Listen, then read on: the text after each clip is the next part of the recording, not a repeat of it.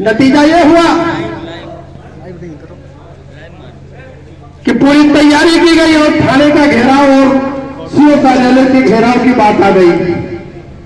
और जब घेराव की बात आ गई तो बहुत से नेता हमारे बच्चे थे, उन्होंने समझौता करने का काम किया, लेकिन स्वर्गीय बाबू हुसैन यादव जी ऐसी शख्सियत थे, उन्होंने मोहम्मद शमी के साथ अन्याय न हो, अगर उसकी हत्या की गई है तो पुलिस वालों की गिरफ्तारी हो, उस लड़ाई को लड़ते रहे और उनके खिलाफ मुकदमा दर्ज किया गया और उनको जेल की सलाखों के पीछे भी डालने का काम किया गया।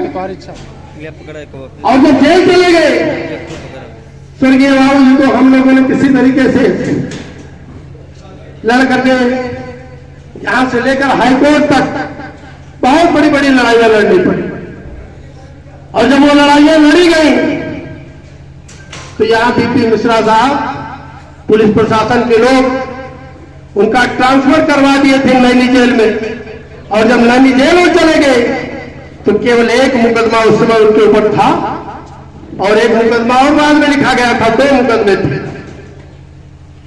8 मुकदमे में वारंट था और दरोगा लिए यहां लेकर के लोग घूमते रहे। मैंने दोनों मुकदमे में जमानत हाई कोर्ट से करवाई और जमानत दाखिल किया और जमानत दाखिल करके सीधे रवानगी यहां से जो रिहाई आदेश होता है उस रिहाई आदेश को हमने नैनी जेल भिजवाया और यहां दरोगा वारंट लेकर के घूमते रहे और हम लोगों ने वहां धीरे से बाबूजी को रिहा करा करके जेल की सलाखों के बाहर करने का काम कर लिया। यह लड़ाई हम लोगों ने लड़ा है। इसलिए साथियों हम आपसे कहना चाहते हैं,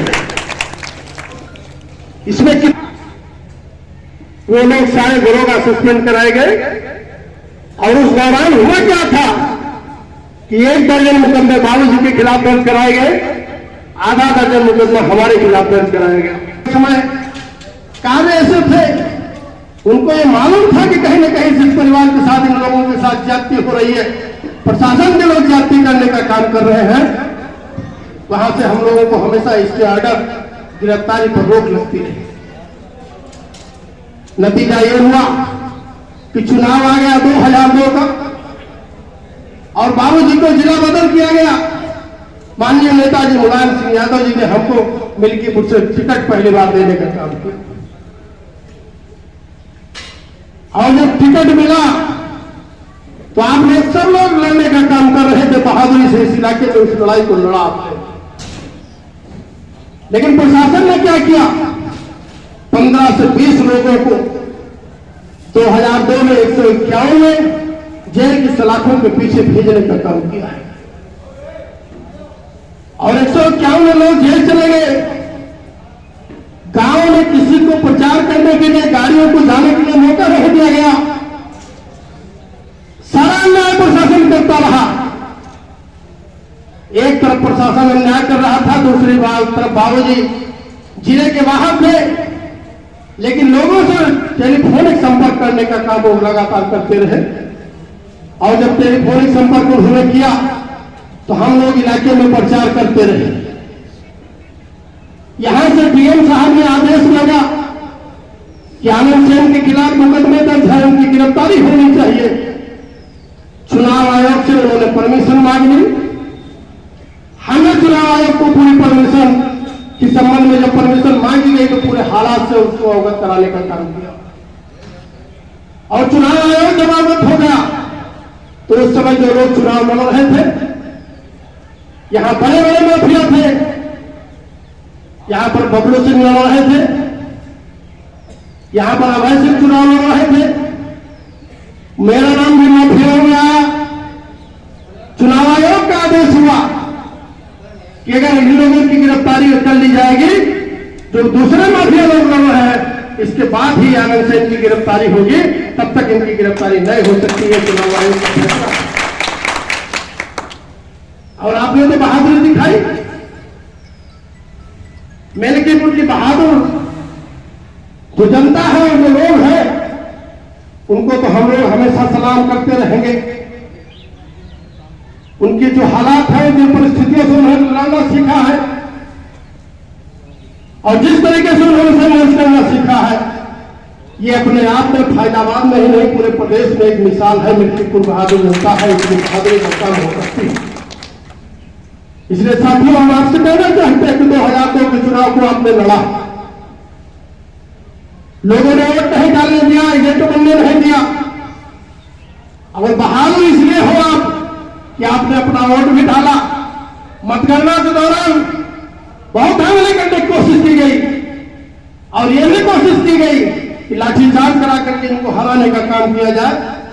लेकिन उस समय जो प्रेक्षक लोग आएंगे थे, उनको हम धन्यवाद देना चाहते हैं कि उन्होंने ईमानदारी के साथ, मजबूती के साथ मतगणना स्थल पर मौजूदगी अपनी दिखाई, जिसका परिणाम यह रहा कि आपकी मेहनत रंग लाई और आपको सफलता मिली और आपने चुनाव जीतने का अधिकार किया। ये लड़ाई आपने मिर्चीपुर में लड़ी है। इसलिए हम आपसे केवल इतना कहना चाहते हैं कि एक बार जो परिस्थिति बनी थी 1998 में, जब स्वर्गीय बाबूजी मिक्सन Yadav ji member of parliament थे, तो आपने देखा कि 99 में पार्लियामेंट भंग हो गई थी 99 में। और जब 99 में पार्लियामेंट भंग हो गई तो उस समय समाजवादी पार्टी में एक बड़े नेता हुआ करते थे अमर सिंह जी, उनके इशारे पर बाबूजी का टिकट काटा गया। फैजाबाद के बहादुर आवाम ने टिकट कटा और उस चुनौती को स्वीकार किया और 99 में बाबूजी ने निर्दल पर्चा भरा। और जिस समय उनका नामांकन हो रहा था, उस समय फैजाबाद पूरी तरीके से जान करने का काम आप लोगों ने किया था। ये अपने आप में मिसाल है, ये बहादुरी का काम। लाखों लोग वहां खड़े थे और लाखों लोगों ने प्रदर्शन करने का काम किया। हम लोग उसके आयोजक थे, हम लोगों ने देखा उस लड़ाई को, और लड़ाई ही नहीं देखी, निर्दल लड़ गए, पूरे जिले में भले हार गए हो, लेकिन आपको हम सलाम करते हैं कि आपने 5000 वोटों से 99 में को मिर्चीपुर भी जिताने का काम किया था। इसलिए आप बहादुरी के सबसे बड़े मिसाल हो और आपको हम धन्यवाद देते हैं, आपका शुक्रिया अदा करते हैं कि जो लड़ाइयां आपने लड़ी और जो कल हम लोगों के ऊपर है, उससे तो हम लोग कभी उम्र नहीं हो सकते, लेकिन आपको इस लड़ाई को जो सामने पड़ी है, हमारे नेता माननीय अखिलेश यादव जी ने अनुरोध किया, उनका निवेदन है आपसे, और उस लड़ाई को लड़ना चाहते हैं, बहुत मजबूती से लड़ना चाहते हैं। हमको ये भरोसा है कि हम लोग लगेंगे तो आप चुनाव जिता करके भेजोगे, ये हम जानते हैं, उनको ये भरोसा है। लेकिन हम आपसे केवल इतना कहना चाहते हैं कि प्रशासन बहुत टाइट है, पूरा प्रशासन लंगा नाच करेगा, आपके नाम वोटर लिस्ट से गायब किए जाएंगे और वोटर लिस्ट से ही नहीं गायब होगा, आपको वोट डालने से भी मना। और इतना ही नहीं है, जो यादव और मुसलमान है उनको चिन्हित करके जिस दिन पीठासीन अधिकारी आएगा उस दिन अलग से लिस्ट आएगी और उनका नाम निकाल दिया जाएगा। आपकी लिस्ट में उनका नाम, आपका नाम रहेगा, लेकिन जो पीठासीन अधिकारी के पास होगी उस लिस्ट में आपका नाम नहीं होगा। यह तैयारी कर ली गई है और मैं ये भी जानता हूं कि उसकी कॉपी हमें और आपको और किसी अधिकारी या किसी नेता को नहीं मिलेगी। वो पीठासीन अधिकारी ले जाएगा, उसको वापस जमा कर देने का काम करेगा। तो बेईमानी पूरी तरीके से होगी, प्रशासन के लोग डंडा चलाएंगे, तमाम साथियों के नाम मुकदमे लिखे जाएंगे, तमाम लोगों को जेल भेजने का काम किया जाएगा। और जब जेल भेजे जाएंगे तो आपको कमजोरी महसूस होगी कि हम कमजोर हो गए, लेकिन आपने जो पिछली मिसालें कायम की है वो आपकी ही लड़ाई थी, आपकी ही बदौलत इस लड़ाई को जीतने का काम किया गया। कि आप अपने पर अगर आ गए और आपकी अपनी फौलादी फौजें अगर खड़ी हो गई तो प्रशासन की ऐसी तैसी करने में आप कभी पीछे रहते नहीं हो गए। आपने इस लड़ाई को लड़ने का काम किया। एक चुनाव आपने देखा, अभी बराकपुर मुखी का चुनाव था, पूरे जिले के लोग लगे थे, फैजाबाद में एक भी सीट हम लोग नहीं जीत पाए। और इस चुनाव में कितनी मेहनत की गई है, हमारे सभी क्षेत्र पंचायत के सदस्यों के खिलाफ वारंट जारी कर दिया और एसडीएम ने जारी किया। जब हमको मालूम हुआ कि वारंट हो गया है तो हमने डीएम को भी बता दिया और कप्तान साहब को भी बता दिया था। कि ये परिस्थिति संभालने की जिम्मेदारी आपकी है। चुनाव हम लोग जीते हुए हैं और यहाँ जो हजारों की तादाद में पूरे तलाक में जो फौज खड़ी है, ये जिस दिन अपने पर आ जाएगी, चुनाव होगा या नहीं होगा ये हम नहीं जानते हैं, लेकिन लड़ करके आपकी बेईमानी को जवाब देने का काम बहादुर जनता हमारी जरूर करेगी। कि हम आपसे कहना चाहते हैं बताना, प्रशासन को मौका मिला, उनको ये लगा कि गड़बड़ हो जाएगा और जनता यहाँ लड़ने पर आमादा है, अगर ईमानदारी से चुनाव नहीं कराएंगे तो लोग यहाँ लड़ने का काम करेंगे। उनको इस बात का एहसास होने के बाद उन्होंने पूरा चुनाव निष्पक्ष कराने का काम किया और नतीजा ये हुआ कि आपका भाई, आपका बेटा चुनाव जीत करके आपके बीच में आया। इसलिए साथियों, बहुत बड़ी चुनौती है आपके सामने, लड़ना आपको है। ये तो एक मोर्चा औपचारिक रूप से प्रत्याशी है, घोषित है, इनकी लड़ाई नहीं है। ये लड़ाई अब अखिलेश यादव जी की हो गई और योगी जी की हो गई।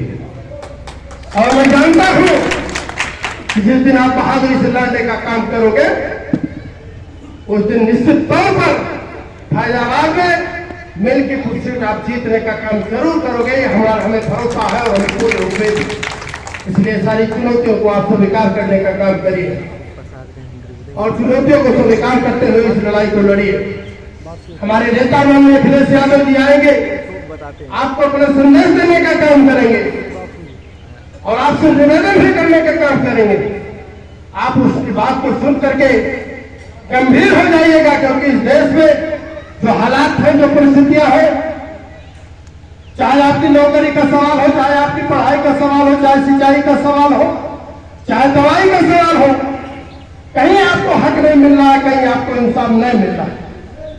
पढ़ाई महंगी होती जा रही है, नौकरियों से आरक्षण खत्म करने के लिए प्राइवेट सेक्टर को सौंपने का काम किया जा रहा है विभागों को। आज क्या बचा है आपके पास? कहीं नौकरी आप नहीं कर सकते हो, नौकरी नहीं मांग सकते हो। नौकरी मांगने जाते हो तो आपके हालात दूसरे होते हैं।